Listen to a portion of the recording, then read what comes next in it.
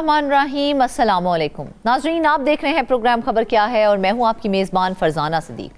आज प्रोग्राम के पहले हिस्से में हम बात करेंगे आला तालीम के शोबे में होने वाली उस अहम पेशरफ्त की जहां HEC ने तहकीकी जरायद के निज़ाम को शफाफ और मौसर बनाने के लिए सख्त इक़दामात का आगाज़ कर दिया है। बरसों से जारी बेज़ाब्तियों, पैसे के इवज़ आर्टिकल्स की अशात और गैर मेयारी तहकीक पर अब वाज़े तौर पर गिरफ्त मजबूत की जा रही है। लेकिन बड़ा सवाल ये है कि क्या ये इस्लाहात वाकई ही तालीमी निज़ाम को बदल सकेंगी या ये भी एक वक्ती कदम साबित होंगी। मजीद इस बारे में बात करने के लिए हमें ज्वाइन करेंगे नुमाइंदा खुसूसी इस्लामाबाद रियाजुल हक।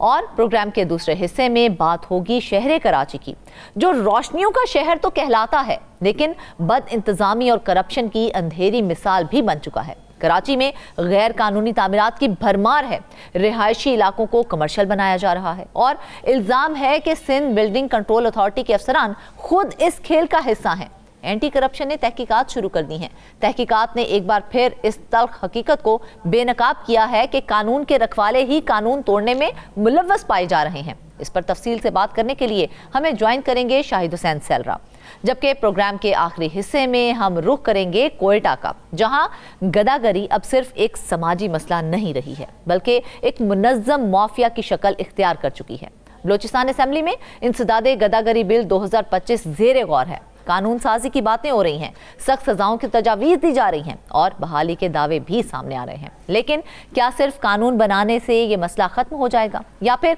एक और कोशिश है सिर्फ सड़कों पर नजर आने वाली गुर्बत को छुपाने की? क्योंकि जब भीख मांगने वाला खुद मजबूर हो तो फिर असल जिम्मेदार कौन है? इस पूरे मामले पर बात करने के लिए हमें ज्वाइन करेंगे शाह हुसैन तरीन। तो नाजरीन, चलते हैं आज की पहली खबर की जानिब। आपको बताएं कि आला तालीम के शोबे में एक बड़ी पेशरफ्त सामने आई है, जहां HEC ने तहकीकी जरायद के निज़ाम को शफाफ बनाने के लिए सख्त इक़दामात शुरू कर दिए हैं। बरसों से जारी बेज़ाब्तियों, पैसे के एवज़ आर्टिकल्स की अशात और गैर मेयारी रिसर्च पर अब शिकंजा कसा जा रहा है। सवाल ये है कि क्या ये इक़दामात वाकई ही तालीमी निज़ाम को बेहतर बना सकेंगे? मजीद इस बारे में बात करने के लिए हमें ज्वाइन किया है नुमाइंदा खुसूसी इस्लामाबाद रियाजुल हक ने। रियाज, सबसे पहले तो ये बताइए, क्या ये जो नया एक्रेडिटेशन सिस्टम वाकई गैर मेयारी जरायद को ख़त्म कर भी पाएगा या नहीं कर पाएगा? बहुत शुक्रिया फरजाना। देखें, इसको एक कोशिश और काविश करार सकता है। HEC के नए चेयरमैन आए, फिर नए एग्जीक्यूटिव डायरेक्टर भी आए हुए हैं, तो उनकी ज़ाहिर कोशिशें हैं कि किसी तरीके से ये जिस तरह की जो बैकलॉग था सारी चीज़ों में गवर्नेंस की HEC के अंदर, उस पर हम ज़ाहिर है बाद में रिपोर्टिंग भी करते रहेंगे, माजी में भी हम करते रहें। लेकिन जो जर्नल्स होते हैं या जो जिन्हें जरायद उर्दू में कहा जाता है, रिसर्च जर्नल्स, ये एक बहुत बड़ा जो है इसमें आर्टिकल्स की छपाई और ये सारा एक बहुत बड़ा स्कैम के तौर पे अब भी पाकिस्तान में चलता है। तो हर दौर में जब जो भी चेयरमैन आए वो इस माफिया को लगाम नहीं दे सके। तो पहले थोड़ा सा मैं तारुफ करा दूं कि रिसर्च जर्नलिस्ट का काम क्या होता है और इसका मकसद क्या होता है और किन किन तरीक़ों से धोखाधड़ी होती है, और फिर हम आएंगे उन इक़दामात की तरफ जो बज़ाहिर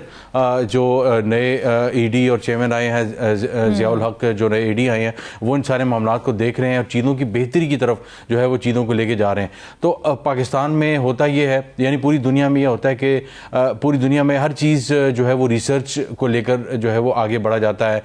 कि चाय के फ़वाइद नुकसानात कैसे हैं। हाँ, इसी तरह सोशल साइंसेज में, टेक्नोलॉजी में, हर चीज़ में रिसर्च जो है वो एक बेसिक बुनियादी किरदार अदा करती है किसी भी प्रोफेसर की रैंकिंग में, किसी यूनिवर्सिटी की रैंकिंग में, किसी इंस्टीट्यूट की रैंकिंग में। और वो जो रिसर्च आर्टिकल्स होते हैं कि मिसाल के तौर पर दिन भर में इतनी मरतबा अगर चाय पी जाए उसके कितने नुकसानात हैं, तो हम आए रोज़ देखते हैं कि अमेरिका की फ़लानी यूनिवर्सिटी ने ये रिसर्च की, हार्वर्ड में ये रिसर्च हुई है। इसी तरह पाकिस्तान में भी जो है मुख्तलिफ सतह पे ज़ाहिर है रिसर्च के मुख्तलिफ लेवल्स होते हैं। सोशल साइंसेज में अलग होती हैं,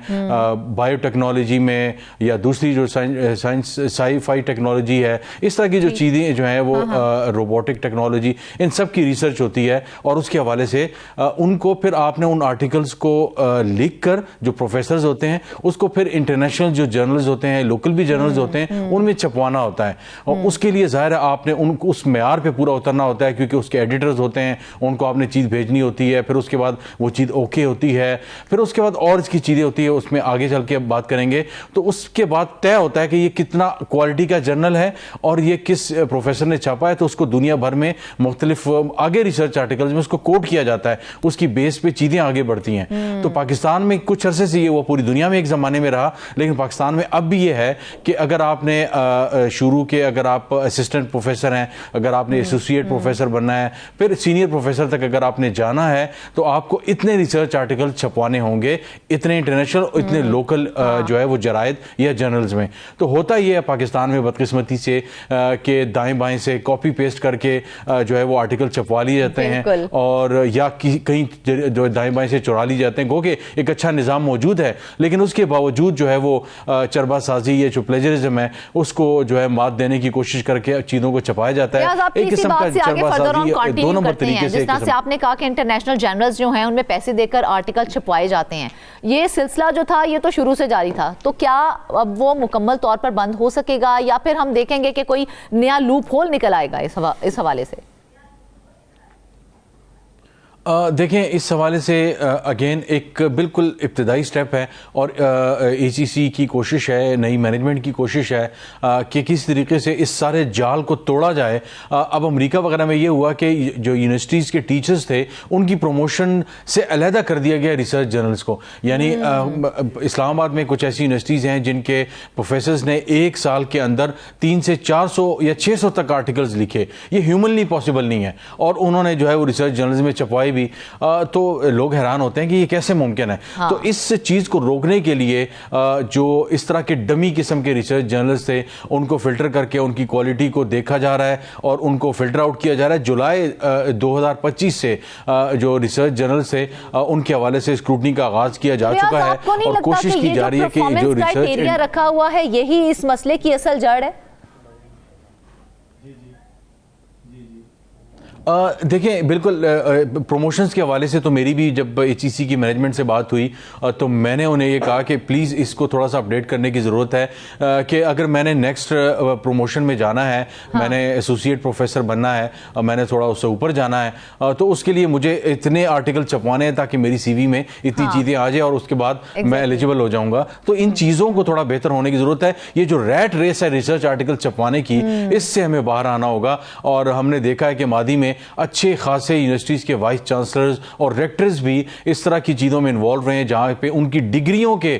ان کے جو تھیسز وغیرہ تھے وہ پلیجرائزڈ تھے, اور وہ 40 سے 50 اور 60% تک ان کی جو ڈگریاں تھیں وہ پلیجرائز تھیں. تو ہمارے ہاں یہ مسئلہ تو رہا ہے جس کی وجہ سے بین الاقوامی سطح پہ ہمیں بدنامی کا بھی سامنا کرنا پڑا, اور جو انٹرنیشنل رینکنگز ہوتی ہیں یونیورسٹیز کی,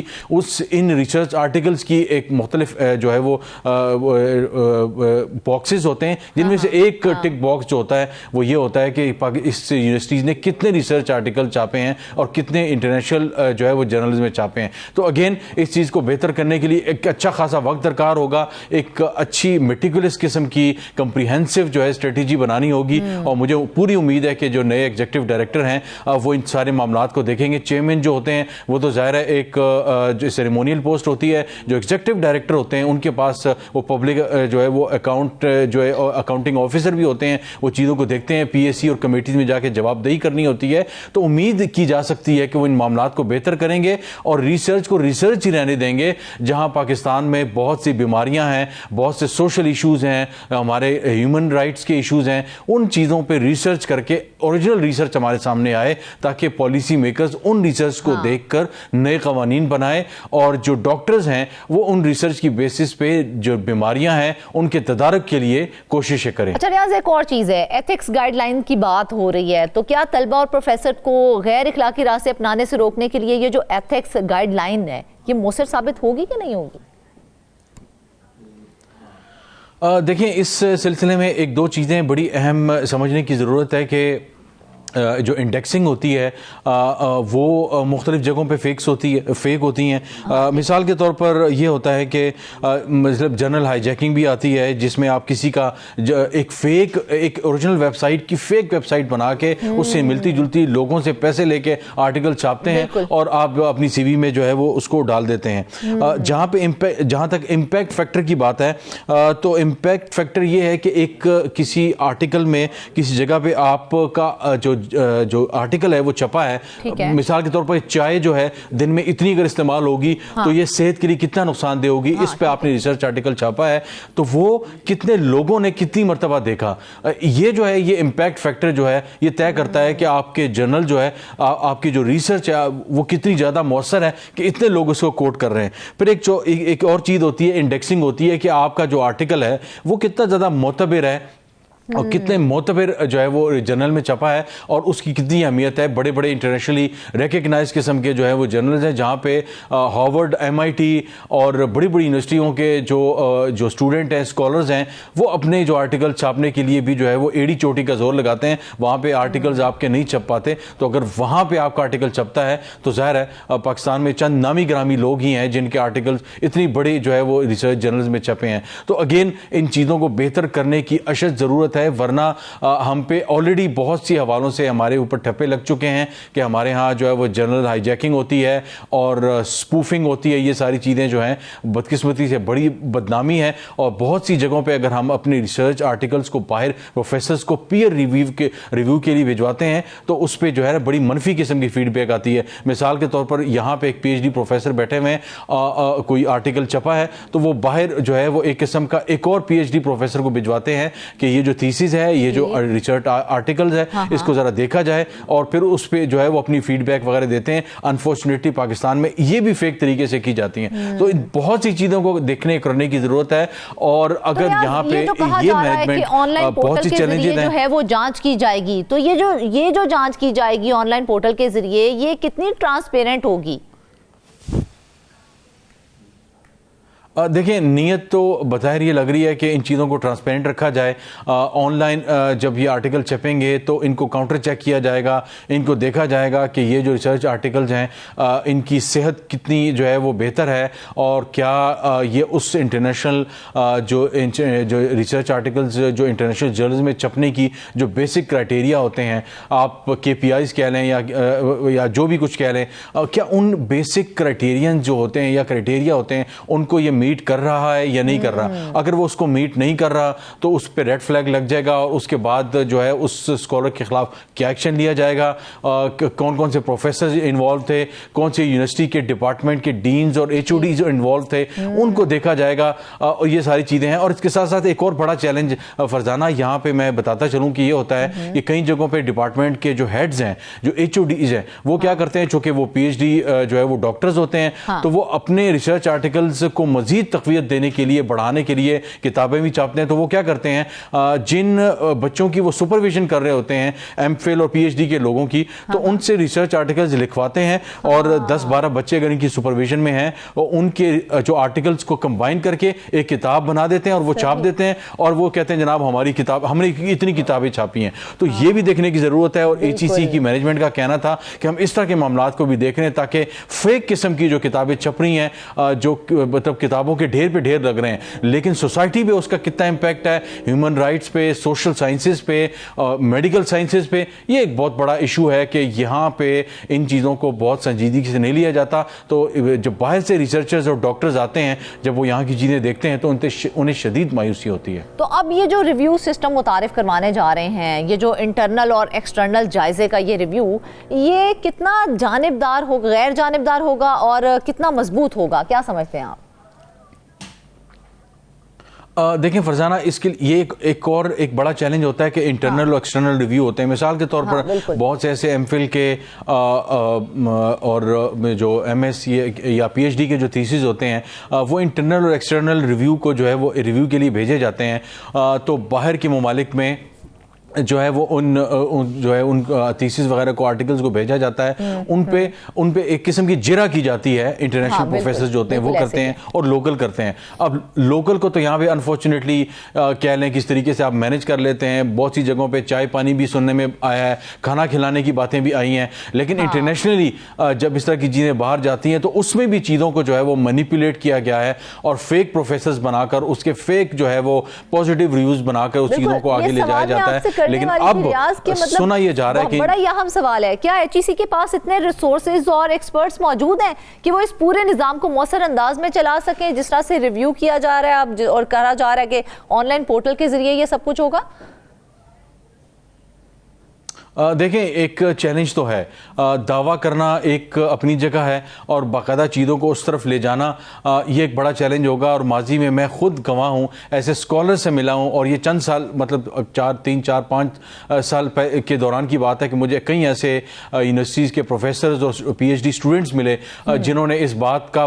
سامنے کھل کے کہا کہ جناب ہمیں اس طرح کے ایچ ای سی اپروو جو ریسرچ جرنلز ہیں، ہمیں ان جرنلز میں جو ہے وہ آرٹیکل چھپوانے کے لیے باقاعدہ طور پہ ایچ ای سی کے لوگ اور جو جرنل کی سطح پہ جو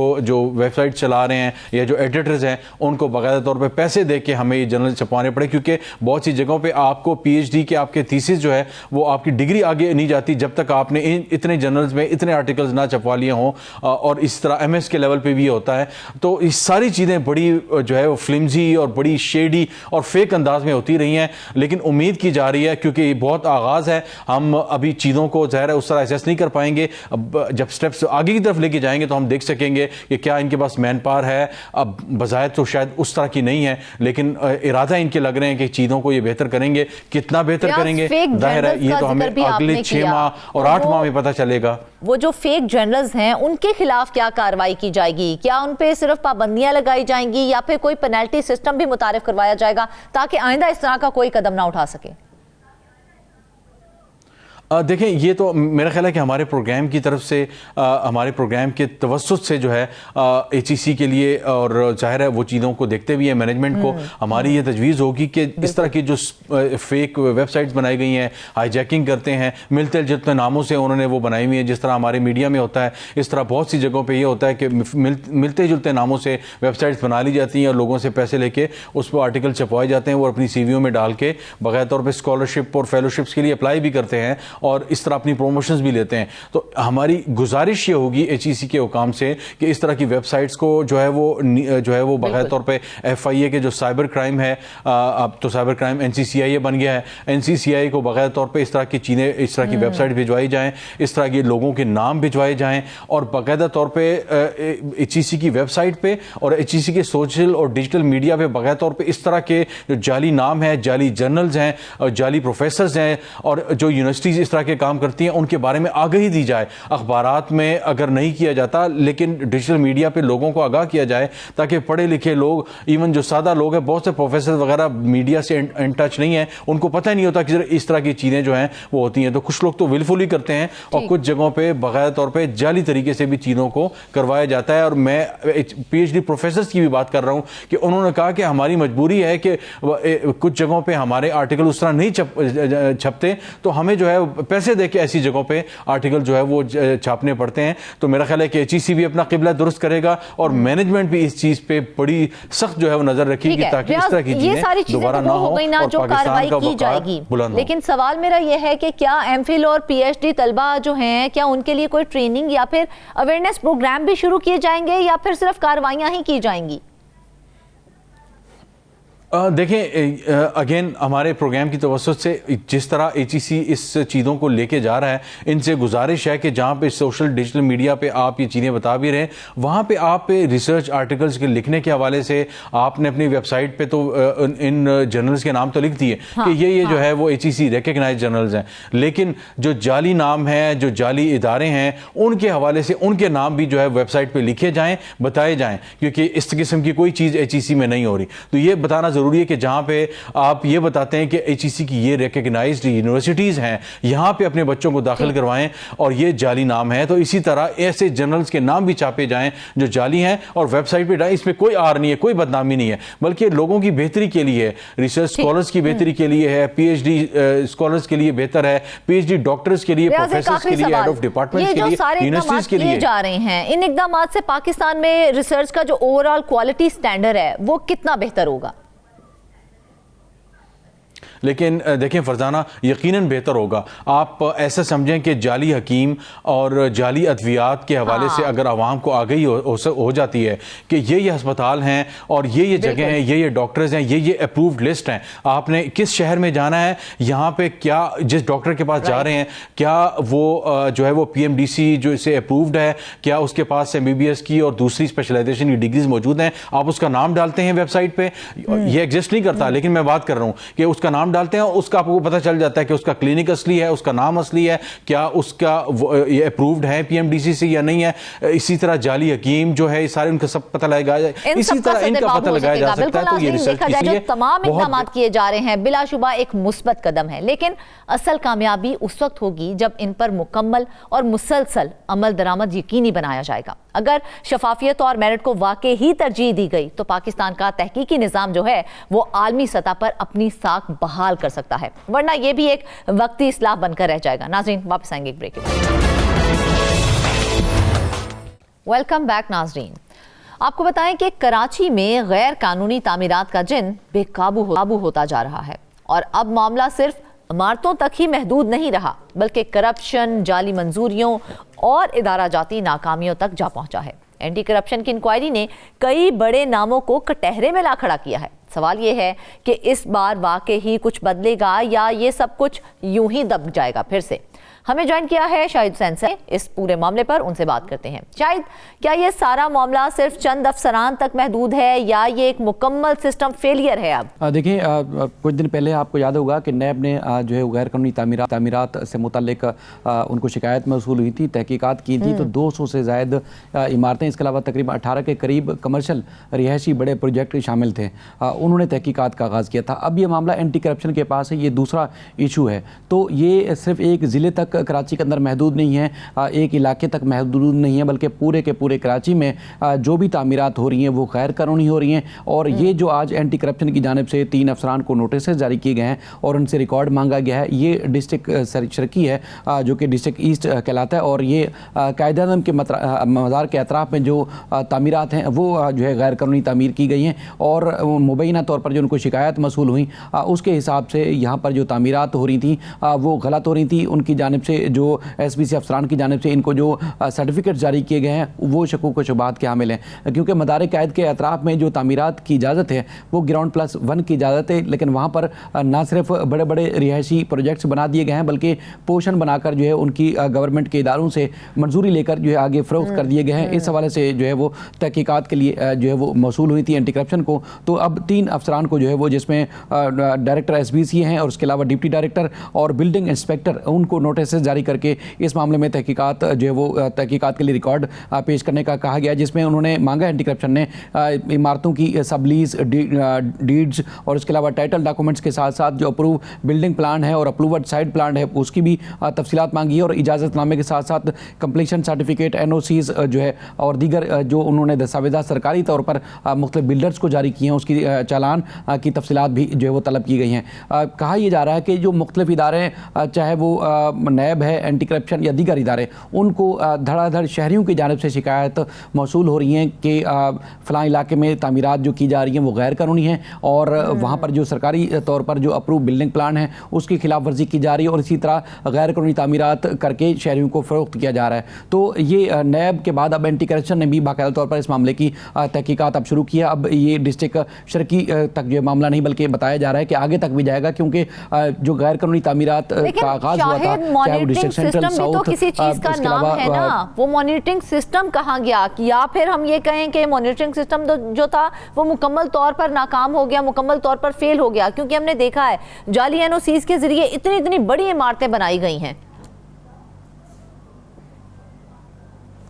बिल्कुल, मामला ये है कि ये जो सर्टिफिकेट जारी किए जाते हैं वो सरकारी इदारों की तरफ से जारी किए जाते हैं, और जब कोई हादसा रूनमा होता है, कहीं आग लग जाती है, तो फिर हुकूमत की तरफ से जब मौके सामने आता है कि देखें ये तो इमारत बनी ही गैर कानूनी थी, यहाँ तो इजाज़त नहीं थी, या फिर ये कहा जाता है ये तो फ़लाँ दौर में बनाई गई थी, उस वक्त वो फ़लाँ शख्स जो है वो नाज़िम थे, चेयरमैन थे, या फिर ये कहा जाता है वो उनके इख्तियारात मेयर की हद तक थे तो मेयर ने दे दिया था। लेकिन ये मौजूदा जो सेटअप है इस दौर में भी गैर कानूनी तामीरात हो रही हैं, तो ना सिर्फ कंक्रीट का जाल बन चुका है कराची, बल्कि धड़ाधड़ जो है गैर कानूनी तामीरात करने के बाद लोगों को फ़रोख्त भी की जा रही हैं, और वो इलाके जहाँ पर माजी से लेके अब तक गैर कानूनी तामीरात की और इस तरह जो बड़ी बड़ी हाई राइज बिल्डिंग बनाई जा रही हैं उन बिल्डिंग्स की तामीरात की इजाज़त नहीं है मज़ार क़ायद और उनके अतराफ़ में। वहाँ पर भी इस तरह जो SBC अफसरान हैं उनकी मुबैना तौर पर मिली भगत के बाद जो है वो तामीरात करके लोगों को पोषण बनाकर जो है फ़रोख्त किया जा रहा है, जो कि गैर कानूनी है। इसी तरह के जब हादसात रूनमा हो जाते हैं तो हुकूमत की तरफ से कहा जाता है कि फ़लाँ अफसरान मुलव्विस से और उनके खिलाफ खिलाफ अगर कोई FIR भी दर्ज होती है तो वो 1-1.5 महीने के बाद जेलों से भी छूट के बाहर आ जाते हैं, लेकिन जो तामीरात है उसके खिलाफ कोई एक्शन नहीं होता, उसके खिलाफ कोई कार्रवाई होती नहीं है। तो ये नैब के बाद अब एंटी करप्शन का एक इम्तिहान सामने आ रहा है कि मुख्तलिफ शहरियों की जानिब से दरखास्तें दी गई थी, उसके ऊपर जो है उन्होंने जो डिस्ट्रिक्ट शर्की की जो अफसरान हैं SBCA के, उनके खिलाफ उन्होंने कार्रवाई का आगाज़ किया है। इसके अलावा जो दीगर इमारतें थी, आपको याद होगा कुछ दिन पहले सोल्जर बाजार के इलाके में एक कम छोटी सी जगह पर 3 मंजिला इमारत बनाई गई थी, वो एकदम गैस के ब्लास्ट के बाद गिरी और उसकी बताया गया ना तामीरात की इजाज़त थी और ना ही जो है वो इस तरह की रिहायशी इमारत के अंदर लोगों को रहने की इजाज़त दी जा सकती थी। वो इमारत मुनहदम हुई और 15 से 18 लोग मरकर जाँ बाक हो गए। तो इसी तरह की गैर कानूनी तामीरात के बाद वाक़यात रूनुमा हो रहे हैं और जो अफसरान मुलव्वस हैं उनके खिलाफ इब्तिदाई तौर पर तहकीकात के नाम पर छानबीन तो ज़रूर होती है, लेकिन उनको रोकथाम के लिए जो है कोई इदारा सामने नहीं आ रहा जो ये गैर कानूनी तामीरात को रोकने की इजाज़त दी जाए। अब जो ये तीनों अफसरान जिनको नोटिस भेजे गए हैं, वो इदारा फिर क्या कर रहा है? क्या उसके अंदर कोई मजबूत अकाउंटेबिलिटी मैकेनिज्म मौजूद नहीं है कि जिसको ये सारा उसके ऊपर अमल दरामद करके देखा जाए कि भाई कहाँ पर गैर कानूनी तामीरात हो रही हैं, कहाँ पर नहीं हो रही हैं? देखें, किसी भी इलाके में बड़ा वाक़या जब रूनुमा होता है इमारत मुनहदम होने का लियारी के अंदर या दीगर, तो आपने खुद भी सुना होगा वज़ीर इत्तलात से लेके चीफ मिनिस्टर तक खुद भी उन्होंने ऐलानात किए कि SBCA को उन्होंने सख्ती की कि गैर कानूनी तामीरात की इजाज़त कहीं नहीं दी जाए, चाहे छोटे प्लाट हैं या बड़े जगह हैं, वहाँ पर जिस तरह हाई राइज बिल्डिंग बना दी जाती हैं अब किसी भी जगह पर कोई इजाज़त नहीं होगी और सख्ती कर दी गई थी। उसके बावजूद ये 3-4 महीने पहले की बात है जब सख्ती से अमल दरामद करने का जो कानून है उस पर हुक्म दिया गया था सूबाई हुकूमत की जानिब से, उसके बावजूद तामीरात की जा रही हैं और अब ये एंटी करप्शन को जब शिकायत मौसूल हो रही हैं तो ये जो है SBCA अफसरान से जवाब मांगा जा रहा है। कहने का मकसद ये है कि अब भी इसका मतलब लग रहा है कि सूबाई हुकूमत की जानिब से सख्ती के बावजूद, SBCA को पाबंद करने के बावजूद, उनका अपना जो अंदर से तहकीकाती निज़ाम है उसके बावजूद, अफसरान के ऊपर सख्ती के बावजूद गैर कानूनी तामीरात जो है अब भी धड़ाधड़ जारी हैं और उसके बाद फिर लोगों को फरोख्त भी की जा रही है। अब शहरी खुद जो है वो हुकूमत के पास जा रहे हैं, एंटी करप्शन और दीगर इदारों के पास कि ऐसा माफिया है जिसको पकड़ा नहीं जा रहा, क्योंकि हमने देखा है रिहायशी प्लॉट्स को कमर्शियल धड़ाधड़ बनाया जा रहा है, लेकिन पता नहीं चल पा रहा कि कौन सा नेटवर्क है, कौन सा माफिया है।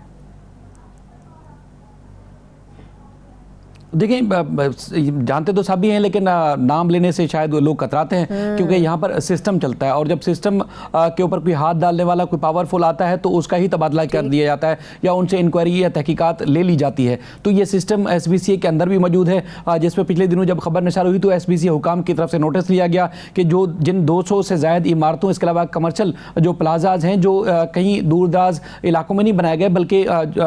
शहीद मिल्लत रोड, तारिक रोड, साउथ के एरिया में मरकजी इलाकों में जो तामीरात की गई हैं वो गैर कानूनी है, उस पर उन्होंने नोटिस लिया कि अब SBCA के अंदर जो सिस्टम के लोग मौजूद हैं उनके खिलाफ एक्शन लिया जाएगा और गैर कानूनी तामीरात नहीं, उसकी इजाज़त नहीं दी जाएगी। लेकिन अब हम कुछ दिन के बाद ही देख रहे हैं नोटिस के बावजूद, यकीन दहानी के बावजूद, एक्शन के बावजूद उन अफसरान के खिलाफ जिनके खिलाफ नैब ने तहकीकात का आगाज़ किया था, अब उनके बावजूद जो है वो शिकायत मौसूल हो रही हैं और इनके खिलाफ जो है जो एंटी करप्शन अब मुतहरिक होता हुआ नजर आ रहा है। मामला ये है कि हुकूमत ऐलानात करती है, पाबंद करती है मुतल्लिका इदारे को, SBCA को, लेकिन SBCA के अंदर का जो उनका एक एहतसाब का उनका जो एक सिस्टम है उसके बावजूद जो वो नाकाम नज़र आता है। फिर नैब को या एंटी करप्शन को शहरी मजबूर होकर शिकायत करते हैं, वो फिर इन्वॉल्व होता है तो कहीं ना कहीं शायद की रोकथाम हो जाती हो, लेकिन वो चंद इमारतों तक रहती है, चंद अफसरान तक महदूद तहकीकात रहती है। लेकिन जो गैर कानूनी सिस्टम को चलाने वाले जो लोग हैं वो मुख्तलिफ इदारों में अपने जो जड़ें हैं मजबूत किए हुए हैं। तामीरात अब भी इस वक्त भी जारी है, हुकूमत की तरफ से बार बार ऐलानात के बावजूद, सख्ती के बावजूद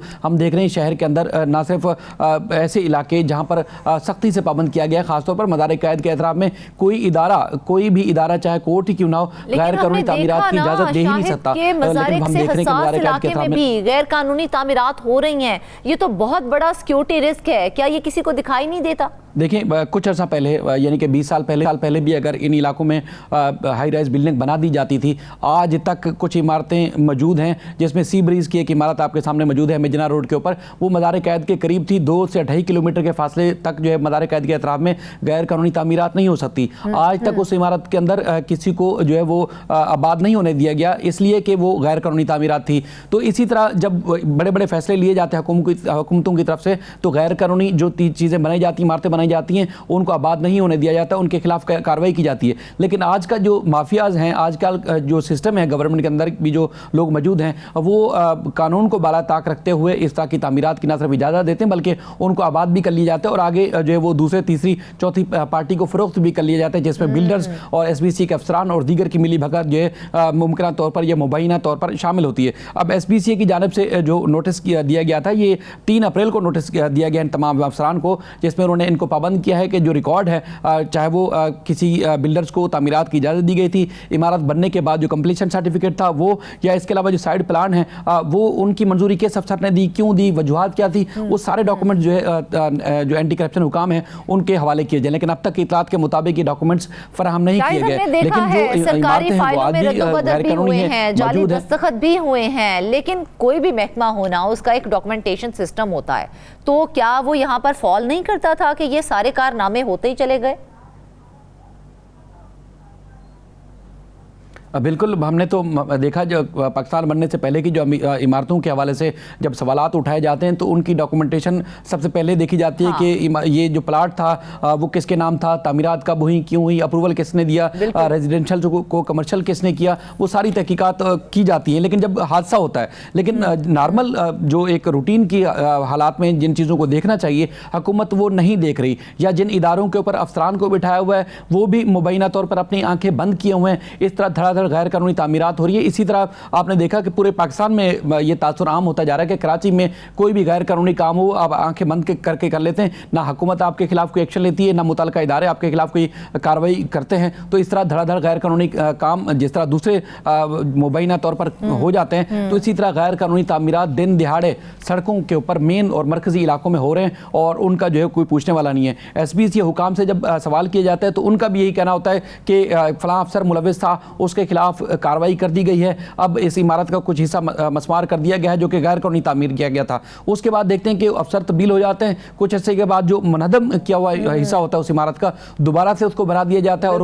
उसके अंदर फैमिलियाँ आबाद कर दी जाती हैं। इसके अलावा जो है वो दूसरी पार्टियों को भी फरोख्त कर दिया जाता है, जो कि एक सबसे बड़ी गफलत और लापरवाही के जो है जुमरे में आती है। अदालतों की तरफ से भी बार बार हुक्मनामे जारी किए गए कि इन अफसरान के खिलाफ जब तक क्रिमिनल कार्रवाई नहीं होगी तब तक ये बात नहीं आएंगे एक जगह से दूसरी खबर के ऊपर। मुझे ये बताइए क्योंकि एंटी करप्शन जो है वो भी इसकी इंक्वायरी कर रही है, तो ये जो इंक्वायरी हो रही है, आपको लगता है कि इन्वेस्टिगेशन ट्रांसपेरेंट ही होगी या फिर एक रस्मी कार्रवाई है उसे पूरा किया जा रहा है?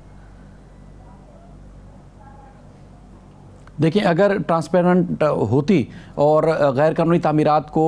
उसकी रोकथाम मुमकिन बनाई जाती तो आज के दिन के अंदर भी गैर कानूनी तामीरात शहर के अंदर ना हो रही होती। आज भी गैर कानूनी तामीरात हो रही हैं तो जो इन्वेस्टिगेशंस हैं उनके ऊपर शकूक व शुबहात तो पैदा हो रहे हैं कि ना सिर्फ SBCA के अंदर बल्कि SBCA के अलावा जो तहकीकाती इदारे हैं वो भी दावा करते हैं। फ़ायदा होता हुआ नज़र तो नहीं आ रहा, लेकिन जो शहरी हैं उनकी तरफ से जो शिकायत की गई है यकीनन उनका किसी न किसी तरीके से इजाला होना चाहिए, क्योंकि एक तो ये है कि जो ज़बानी जमा खर्च होता है, दूसरा ये है कि ग्राउंड पर चीज़ें होती हुई नज़र आए। तो हमें जो ग्राउंड पर होती हुई चीज़ें नज़र आ रही हैं वो आज भी जिन इमारतों के ऊपर एतराज़ात हैं वो बनी हुई हैं, उनके अंदर लोग रह रहे हैं और वहाँ हादसा भी हो जाते हैं, लोगों की ज़िंदगियाँ चली जाती हैं, इमारतें मुनहदम हो जाती हैं। और जहाँ पर कानूनी तौर पर इजाज़त नहीं है कि चूँकि मज़ार क़ैद का तक़द्दुस है उसको पामाल नहीं किया जाएगा गैर कानूनी तामीरात करके, लेकिन वहाँ पर सोसाइटियाँ बनाकर इसी तरह जो है वो जो ख़ासतौर पर जो मुख्तलिफ जो प्रोजेक्ट्स हैं उनको बनाने के बाद लोगों को सबलीज दी गई है, वहाँ पर लोगों को आबाद कर दिया गया है। तो ये एक सबसे बड़ा एक अलमिया है, क्योंकि ये ना सिर्फ सूबाई हुकूमत का मामला बल्कि वफाकी हुकूमत भी इस मामले को देख सकती है कि गैर कानूनी तामीरात मज़ार क़ैद के अतराफ़ में कैसे कर दी गई, क्योंकि ये डिस्ट्रिक्ट ईस्ट पड़ता है और वहाँ के जो SBCA अफसरान हैं उनके खिलाफ बाकायदा तौर पर एंटी करप्शन को शिकायत वसूल हुई, जो कि पब्लिक देख भी रही होगी कि उनको नोटिस भेजे गए और ये तमाम रिकॉर्ड उनसे मांगा गया है। और ये भी ज़राए से पता चला है कि उनके जो ज़ाती अकाउंट्स हैं उनमें कितनी रकम है और कितनी रकम जो है वो आती रही जाती रही, तमाम जो ट्रांजेक्शन्स हैं वो जो है वो उनसे मांगी गई, क्योंकि छोटी छोटी जगहों पर जो है वो पोर्शंस बनाकर फरोख्त कर दिए जाते हैं और उसके बाद फिर एक मालिक से दूसरा तीसरा मालिक, इस तरह जब थर्ड पार्टी इंटरेस्ट बीच में शामिल हो जाता है तो कोई इदारा फिर उस जगह पर कार्रवाई नहीं करता कि फैमिली आबाद हो गई, अब लोग रह रहे हैं, साल साल केस चलते हैं और उसके बाद फिर वो जो फाइलें हैं वो सर्द मोहरी की नजर हो जाती हैं। तो लोगों को तवक्कुआत तो यकीनन है कि यहाँ कार्रवाई होगी और की जो असासे हैं ना उनकी जांच पड़ताल की जाएगी। तो क्या ये जांच पड़ताल से मनी ट्रेल सामने आ सकेगी? यकीनन, अगर क्योंकि जो शातिर अफसरान हैं या जो मुलाजमीन होते हैं सरकारी वो अपने अकाउंट्स में ट्रांजैक्शन करते तो नहीं है, लेकिन ये है कि तसल्ली के लिए एंटी करप्शन हुकाम की तरफ से हमें ज़राए से पता चला है कि उन्होंने जो है इन तमाम अफसरान जिनको नोटिस भेजे हैं गैर कानूनी तामीरात के हवाले से उनके ज़ाती अकाउंट्स की भी तफसीलात मांगी गई हैं कि उनके बैंक अकाउंट्स कौन कौन सी बैंक्स के अंदर हैं, उनकी ट्रांजेक्शन कितनी हुई, किस तरह हो रही हैं और कैसे हो रही हैं, वो सारी डिटेल्स भी जो है वो मांगी गई हैं। लेकिन जो कानूनी तौर पर इस तामीरात से मुताल्लिक इजाज़तनामे थे, कंप्लीशन सर्टिफिकेट, NOC और दीगर जो चालान के नाम पर जो है वो SBCA ने जो डॉक्यूमेंट जारी किए थे उसकी मुकम्मल तफसीलात जो है वो मांगी गई। शाहिद आपसे छोटा सा जवाब चाहिए क्योंकि टाइम कम है हमारे पास, सिर्फ इतना बता दीजिए क्योंकि अब जिस तरह से बड़ी कार्रवाई की जा रही है तो क्या इन गैर कानूनी इमारतों के खिलाफ डेमोलिशन एक्शन लिया जाएगा या इन्हें रेगुलराइज कर दिया जाएगा? SBCA के पास तो ज़ाती तौर पर इख्तियार है कि उनको मसमार कर दिया जाए जो गैर कानूनी तामीरात हैं, लेकिन एंटी करप्शन के पास उन अफसरान के खिलाफ कार्रवाई का इख्तियार है कि उनके खिलाफ FIR की जाए, चालान किया जाए और उसके बाद उनको अदालतों से सजाएं दिलवाई जाएं। अब देखते हैं कि SBCA जो है वो अपने जो उनके इख्तियारात हैं उसके ऊपर कितना अमल दरामद करता है, क्योंकि उनका एक अलग से सेल बना हुआ है जो एंटी इंक्रोचमेंट का वो कार्रवाई करता है। इसके अलावा एंटी करप्शन का हुकाम जो है उन गैर कानूनी तामीरात में मुलविस अफसरान के खिलाफ जो है कार्रवाई कर सकता है। अब दोनों इदारों का इम्तिहान यहाँ सामने आ रहा है। बिल्कुल ऐसे ही है नाजरीन, ये केस सिर्फ चंद या अफसरान का नहीं है बल्कि पूरे निजाम की साख का इम्तिहान है। अगर इस बार भी शफाफ कार्रवाई ना हुई तो गैर कानूनी तामीरात का ये सिलसिला ना सिर्फ शहर का हुस्न बल्कि उसकी सलामती भी दाव पर लगा देगा। वापस आएंगे ब्रेक के बाद। वेलकम बैक नाजरीन, अब हम बताएंगे कि बलूचिस्तान में बढ़ती हुई गदागरी ने ना सिर्फ समाजी ढांचे बल्कि शहरी निजाम को भी चैलेंज कर दिया है। अब हुकूमत ने इस मसले को संजीदगी से लेना शुरू कर दिया है। बलूचिस्तान प्रिवेंशन ऑफ बैगरी बिल 2025 पर काम शुरू कर दिया गया है। सवाल ये है कि क्या ये कानून वाकई ही कोई तब्दीली ला सकेगा या फिर ये भी सिर्फ कागजी कार्रवाई तक ही महदूद हो जाएगा। मजीद इस बारे में बात करने के लिए हमें ज्वाइन किया है नुमाइंदा कोयटा शाह हुसैन तरीन। शाह हुसैन, बड़ा ही बुनियादी सवाल है मेरा यहाँ पर, क्या सिर्फ लॉ मेकिंग से गदागरी खत्म हो सकती है या फिर इसके लिए हमें ग्राउंड लेवल पर रिफॉर्म्स करनी भी बहुत ज़रूरी हैं? देखिए फरजाना, ये बड़ा एक संजीदा मसला है, माशरती मसला है, ये समाजी मसला है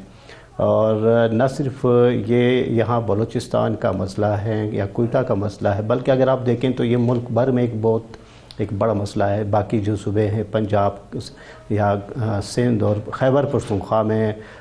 ये इसी शिद्दत से मौजूद है, वहाँ भी जो कि ये जिस तरह यहाँ पे ये मसला मौजूद है। और यकीनन इसके लिए सिर्फ कानून साजी ही काफ़ी नहीं है इस तरह के मसाइल के हल के लिए, या जो गदागर हैं, ख़ासकर जो पेशेवर गदागर हैं जिनका पेशा ही यही है भीख मांगना, और वो फिर नस्ल दर नस्ल ये सिलसिला चलाते हैं और बच्चों को भी इसका आदी बनाते हैं, या फिर कुछ ऐसे ग्रोह होते हैं इनमें जो कि ज़बरदस्ती लोगों को मजबूर करते हैं, वो इस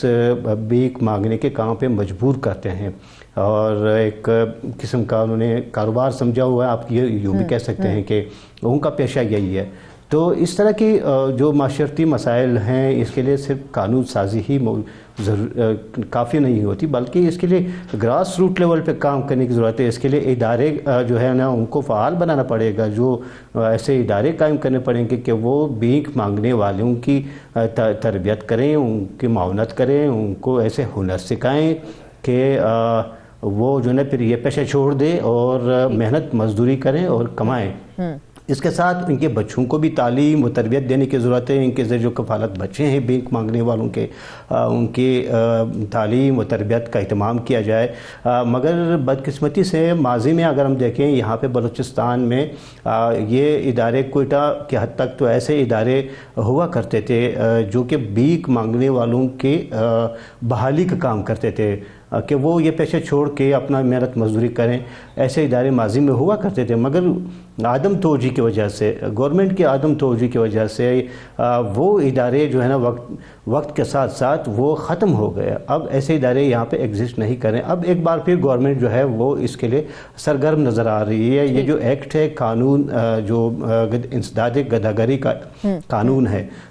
یہ اس پر 2025 سے غور ہو رہا ہے. ابھی حالیہ دنوں میں بھی اس پر ایک اجلاس ہوا تھا جو کہ جو مجوزہ کمیٹی ہیں بلوچستان اسمبلی اس حوالے سے, محکمہ سماجی بہبود کے حوالے سے, یہ چونکہ سوشل ویلفیئر کا کام ہے, سوشل ویلفیئر ڈپارٹمنٹ کا کام ہے, تو اس قانون, یہ جو قانون ہے اس کو حتمی شکل دینے کے لیے اس کی تیاریاں جاری ہے ابھی بھی. اور اس میں ایسے سزائیں بھی تجویز کی گئی ہیں کہ جو ایسے گروہ ہیں, ایسے منظم گروہ ہے جو کہ باقاعدہ اس کو پیشے کے طور پر چلاتے ہیں, زبردستی لوگوں سے وہ بھیک منگواتے ہیں, مجبور کرتے ہیں, ان کے لیے سزائیں تجویز کی گئی ہیں. اور ساتھ ہی ساتھ جو لوگ اس میں ملوث ہیں یا جو بھیک مانگنے والے ہیں یا ان کے بچے ہیں, ان کی تعلیم و تربیت, ان کی بحالی اور ان کو ہنر سکھانے, یہ بھی اس قانون کا حصہ ہے کہ گورنمنٹ جو ہے سوشل ویلفیئر ڈپارٹمنٹ کے ذریعے ایسے ادارے قائم کرے گی, نہ صرف کوئٹہ بلکہ پورے بلوچستان میں, کہ جو اس پیشے سے وابستہ افراد کی بحالی پہ کام کرے اور ان کو منع کرے اس کام سے, چونکہ یہ ایسا پیشہ ہے یقیناً کہ ایک بہت بڑا سماجی اور کہا جا رہا ہے کہ ایسے افراد کے لیے ریہیبلیٹیشن سسٹم جو ہے اس کو متعارف کروایا جائے گا. لیکن سوال میرا یہ ہے, جو لوگ واقعی ہی مجبور ہیں, کیا یہ سسٹم جو ہے ان کے لیے مؤثر ثابت ہو سکے گا؟ دیکھیں, یہ سسٹم اگر سنجیدگی سے گورنمنٹ کام اس پہ کرے, سماجی سوشل ویلفیئر ڈپارٹمنٹ ایسا محکمہ ہے جو کہ لوگوں کی بحالی کے لیے یا لوگوں کے ویلفیئر کے لیے جو ہے نا یہ ڈپارٹمنٹ کام کرتا ہے, ان کے لیے فنڈز مختص کیے جاتے ہیں. مگر ہم نے دیکھا یہاں پہ کہ جب بھی بجٹ کی تیاری ہوتی ہیں, بجٹ بنتا ہے بلوچستان کا, تو وہ اس شعبے کے لیے خاطر خواہ رقم نہیں رکھی جاتی. یقیناً اگر ہم نے اس ملک کو ویلفیئر اسٹیٹ بنانا ہے تو سماجی بہبود کے شعبے پر خاص توجہ دینی ہوگی اور خاطر خواہ بجٹ رکھنا ہوگا. اس اجلاس میں بھی اس چیز پر تشویش کا اظہار کیا گیا کہ سماجی بہبود جو ڈپارٹمنٹ ہے اس کے پاس مناسب بجٹ بھی نہیں ہے کہ وہ ایسے کام کریں یا ایسے منصوبے شروع کریں کہ ایسے افراد کی بحالی پر کام کیا جائے. اگر گورنمنٹ نے خاطر خواہ بجٹ رکھا اس پر اور اس پر سنجیدگی سے گراس روٹ لیول پہ اس پہ کام کیا تو یقیناً اس منصوبے پر قابو پایا جا سکتا ہے. اور ساتھ ہی ساتھ اس گورنمنٹ کو یہ بھی کرنا پڑے گا کہ جو نہ صرف بلوچستان میں جو ایسے لوگ ہیں مقامی, اور بلکہ یہ ملکی لیول پہ یہ چونکہ ایسے گروہ موجود ہیں تو ان کی جو آمد و رفت ہے سیزن وائز وہ چلتی رہتی ہیں. آج ادھر ہے, کل ادھر ہے, پھر کوئٹہ میں ہے, کل کراچی میں, پھر لاہور میں, پھر ملک کے دیگر علاقوں میں, تو وہ چلتے رہتے ہیں اس طرح کے ان کے ہوتی ہے. مگر اس کے روک تھام کے لیے گورنمنٹ کو بھی سنجیدگی سے غور کرنا پڑے گا کہ صرف قانون سازی کافی نہیں ہے بلکہ عملی کام کی ضرورت ہے کہ وہ اس کو عملی طور پر ثابت کریں. یہ جو سوشل ویلفیئر کا ڈپارٹمنٹ ہے اس کو فعال کریں, اس کو مضبوط کریں کہ وہ جا کے گراس روٹ لیول پہ اس کا ایسے فلاحی کام کریں کہ لوگ اس پیشے سے گریز کریں اور محنت مزدوری پہ کام دیں, محنت مزدوری پہ توجہ دیں. تو تب جا کے اس کے مقاصد اپنی خبر کے آغاز پہ یہ بتایا کہ بلوچستان پریونشن آف بیگری بل 2025 جو ہے اس کے اوپر کام تیز کر دیا گیا ہے, لیکن کیا یہ بل پیشہ ور بیگنگ مافیا کے خلاف سخت ایکشن بھی لے سکے گا, یا پھر ہم یہ سمجھیں کہ وہ کوئی نہ کوئی اور نیا راستہ نکال لیں گے بھیک مانگنے کا؟ یہ ایک سنجیدہ سوال ہے. اگر یہ قانون جو ہے نا, جس طرح بہت سی قوانین ہمارے ہاں پڑے ہوئے ہیں, ایسے قوانین موجود ہیں یہاں پہ جو کہ صرف کاغذوں تک موجود ہے. قوانین تو ہر طرح کا موجود ہے, قانون تو ہر طرح کا موجود ہے, مسئلہ یہ ہے نا کہ ہم اس پہ امپلیمنٹیشن نہیں کروا پاتے ہیں. بالکل بالکل, امپلیمنٹیشن بہت بڑا مسئلہ ہے. بہت زیادہ مسئلہ ہے. اگر اس طرح کے جو معاشرے میں جو آپ سمجھیں کہ جو برائیاں معاشرے میں پائی جاتی ہیں, جرائم ہے, اس طرح کے قوانین موجود ہیں کہ روک تھام کے لیے, مگر بدقسمتی سے وہ امپلیمنٹیشن ان کی نہیں ہو سکی. وہ بن گئے ہیں, وہ ایکٹ پاس ہو گیا اور قانون بن گیا, مگر اس قانون پر عمل درآمد کا فقدان ہمیشہ یہاں پہ رہا ہے کہ اس پر عمل نہیں ہوتا. تو اس حوالے سے بھی خدشات موجود ہے کہ یہ قانون تو بن جائے گا, مگر اس پر عمل کیسے ہوگا اور کب تک ہوگا. اچھا شاہ حسین, مجھے یہ بتائیے گا, ٹھیک ہے لا بھی بن جائے گا, ہو سکتا ہے ہم اس کے اوپر امپلیمنٹیشن بھی کروا لیں, لیکن اگر بچوں کو گداگری سے نکالا جائے تو کیا حکومت ان کے لیے ایجوکیشن اور کیئر سسٹم تیار رکھتی ہے تاکہ ان کو ایک اچھے راستے کی طرف یا پڑھائی کے راستے کی طرف لے کے جایا جا سکے؟ دیکھیں, یہ ایک ضروری امر یہی ہے کہ گورنمنٹ کتنی تیار ہے اس چیز کے لیے کہ اگر یہ پیشہ ور جو لوگ ہیں, گداگر ہے, پیشہ ور گداگر ہے, اگر وہ یہ پیشہ ترک بھی کرتے ہیں اور پھر وہ چاہیں گے کہ وہ معاشرے کا ایک ذمہ دار, پھر جائیں گے کیا, کہاں جائیں گے؟ حکومت ان کے لیے فردر آن کیا پلان رکھتی ہے؟ جی بالکل, اگر وہ معاشرے کا ایک ذمہ دار فرد بننا بھی چاہیں تو کیا گورنمنٹ کے پاس اتنی تیاری مکمل ہے کہ وہ ان کو سما سکے اس میں اور وہ ان کو ایک ذمہ دار فرد بنائیں گورنمنٹ. مگر یہ کہ یہاں تو جو ایجوکیشن سسٹم ہے ہمارا بلوچستان کا, وہ تو اس طرح ہے کہ یہاں پہ اچھے بڑے لوگ بھی تعلیم حاصل نہیں کر سکتے ہیں. اچھے بڑے لوگ, یعنی تعلیم اتنی مہنگی ہو گئی ہے یہاں پہ. اگر آپ دیکھیں کہ ایک عام آدمی کیا, یہ جو متوسط طبقات ہیں وہ تو ابھی مجبور ہو گئے ہیں کہ وہ بچوں کو کیسے پڑھائیں. پھر اگر ایک ایسا گروہ جو کہ اس پیشے سے ہو کے ایک معاشرے میں آتا ہے, واپس ذمہ داری کی طرف آتا ہے, پھر اس کے لیے کتنا ممکن ہوگا کہ وہ اپنے بچوں کی تعلیم و تربیت آگے بڑھا سکے اور ان کو ہنر سکھائیں. تو یہ گورنمنٹ کا کام ہے. یقیناً بلوچستان میں ایسے ادارے موجود ہیں جو کہ بچوں کی تعلیم و تربیت کرتے ہیں, پیشہ ورانہ تعلیم, فنی تعلیم ان کو دیتے ہیں. اور حالیہ دنوں میں جو منصوبے مختلف چل رہے ہیں بلوچستان میں, موجودہ حکومت کے جو منصوبے چل رہے ہیں, تو گورنمنٹ کے لیے ضروری ہوگا کہ وہ اس قسم کے جو بچے ہیں جو آتے ہیں ان کی تعلیم و تربیت کا بھی اتنا ہی خیال رکھے کہ باقی جو معاشرے کے لوگ ہیں, باقی جو معاشرہ ہیں, ان کے لیے تعلیم و تربیت کے مواقع میسر ہیں, اور ان کو مجبور دوبارہ نہ کرے کہ گورنمنٹ وہ پیشہ چھوڑ دے اور ان کی تعلیم و تربیت کے روزگار کے لیے پھر یہاں پہ تیاری مکمل نہ ہو. پر فیل ہو رہا ہے کیونکہ بھکاریوں کو اپنے سسٹم کے اندر آنا تو ایک طرف, یہاں پر تو ہم نے دیکھا ہے جو بیچارے دہاڑی دار مزدور ہیں وہ بھی بھیک مانگنے پر مجبور ہو جاتے ہیں جب ان کو دہاڑی نہیں ملتی ہے. تو وہ سسٹم کہاں پر ہے جو ان تمام لوگوں کو ایڈجسٹ کرے گا؟ بالکل ایسا ہی ہے. مطلب یہ کہ اگر یہ یہاں پہ اکثر دیکھا گیا ہے, اکثر ہم دیکھ رہے ہیں معاشرے میں, ہم دیکھ رہے ہیں اپنے گلی محلے, ہم دیکھ رہے ہیں اپنی سڑکیں, اپنی چوراہیں, اپنی مارکیٹیں, اپنی تجارتی مراکز, ہم دیکھ رہے ہیں کہ جہاں دیہڑیدار لوگ بھی مجبور ہو جاتے ہیں, ان کو دیہڑی نہیں ملتی, وہ سارا دن بیٹھا رہتا ہے کسی چوراہے پہ دیہڑی کی تلاش میں, مزدوری کی تلاش میں. جب ان کو دیہڑی نہیں ملتی وہ شام کے وقت جا کے کدھر بیٹھ کے بھیک مانگنے پہ مجبور ہو جاتا ہے. بالکل. تو یہ ایک اس کے لیے تو روزگار کے مواقع تلاش کرنے کی ضرورت ہے, روزگار کے مواقع فراہم کرے گورنمنٹ, ورنہ یہ جو قانون ہے یہ جو پاس ہوگا یہ پھر کاغذوں میں ہی پڑا رہے گا. اور یہ بھی باقی جو قوانین ہے جو رجسٹر میں موجود ہے, گورنمنٹ کے گزٹ میں موجود ہیں, ایسے ہی پڑا رہے گا, اس کا کوئی فائدہ نہیں ہوگا. پھر جو ہے نا وقت گزرنے کے ساتھ ساتھ پھر گورنمنٹ کو شاید خیال آ جائے کہ یار اس قانون کو اپڈیٹ کریں, اس پر ممکن ایک نئی شکل دینے کی کوشش کی جائے گی. مگر یہ کہ اس پر سنجیدگی سے عمل درآمد کی ضرورت ہے, خاص کر ایسے لوگوں پہ موجود دینے کی ضرورت ہے. میکنزم ہوتا ہے یہ کتنا سٹرونگ ہے حکومت کا تاکہ اس بل کے اوپر عمل درآمد کروایا جا سکے, کس طرح سے اس کو واضح کریں گے حکومت والے؟ دیکھیں, سوشل ویلفیئر ڈپارٹمنٹ کا اپنا ایک میکنزم موجود ہے.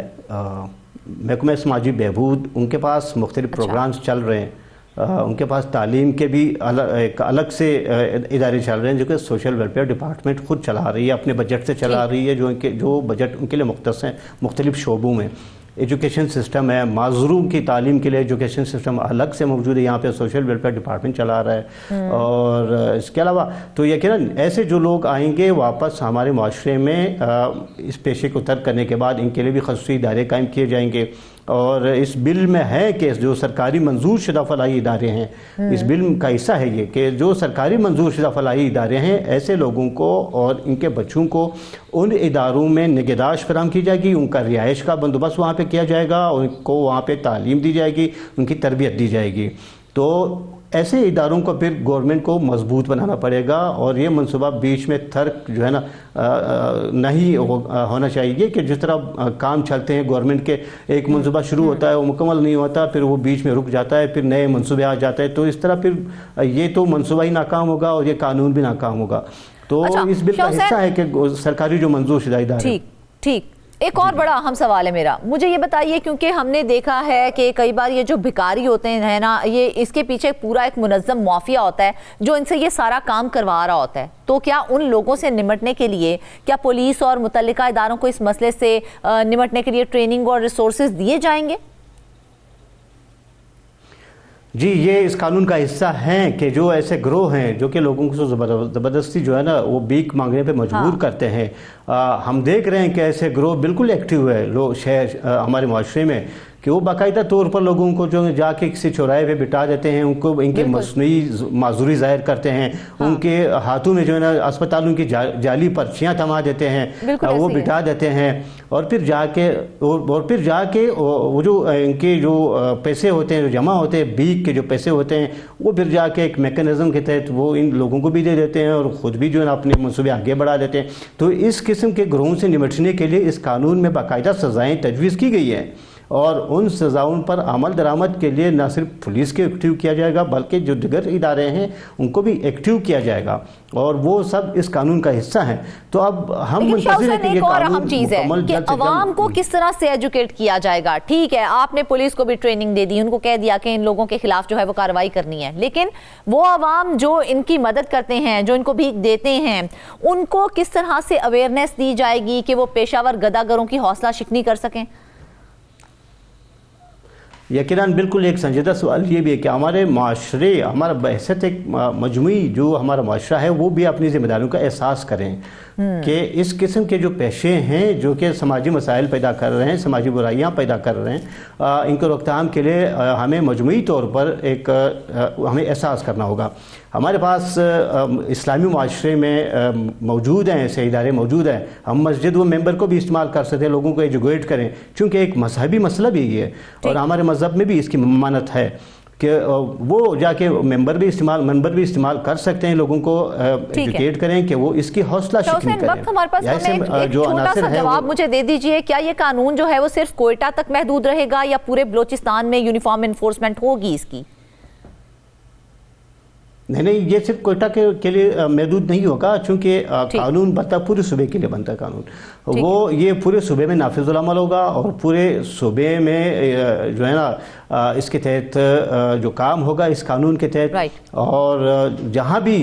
پورے بلوچستان میں جس شہر میں بھی اس قانون کو پورے صوبے میں امپلیمنٹ کیا جائے گا۔ ٹھیک ہے، یہ بل ایک اہم ضرور ہے ناظرین، لیکن اصل کامیابی اس وقت ہوگی جب قانون کے ساتھ ساتھ عملی اقدامات، عوامی شعور اور معاشی بہتری بھی ساتھ ساتھ چلیں گے، ورنہ خدشہ یہی ہے کہ گداگری کا یہ مسئلہ شکل بدل کر دوبارہ سے سامنے آ جائے گا۔ اس کے ساتھ ہی آج کے پروگرام سے بس اتنا ہی، ڈھیر ساری دعاؤں میں یاد رکھیے گا، اجازت دیجیے، اللہ حافظ۔